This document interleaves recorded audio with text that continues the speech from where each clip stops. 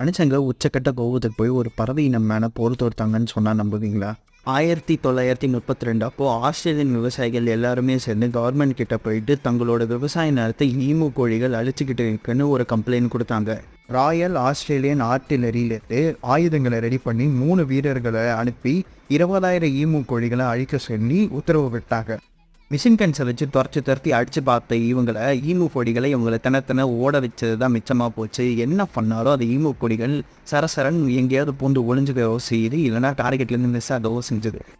இதெல்லாம் சரிப்பட்டு வராதுன்னு தெரிஞ்ச அந்த 3 வீரர்கள் பெரிய பெரிய பாம்பர்ஸை வச்சு அதை கொண்டுடலாம் அப்படின்னு பார்க்கும்போது ஒரு பாம்பர் என்ன ஆச்சு அப்படின்னு பார்த்தீங்கன்னா அந்த நேரத்தில் மொத்தமாக ஜாம் ஆகிடுச்சு. இதை தெரிஞ்ச அந்த ஈமு கோழிகள் தரன்னு ஓடி போனது தான் மிச்சமாச்சு. வெறுத்து போன வீரர்கள் நவம்பர் 8, 1932 அப்போ கவர்மெண்ட் கிட்ட எங்களால் 30 ஈமுக்களை தான் கொல்ல முடிஞ்சது அப்படின்னு சொல்லி அறிக்கையும் விடுறாங்க. அந்த வார்லையும் தோற்று போகிறாங்க.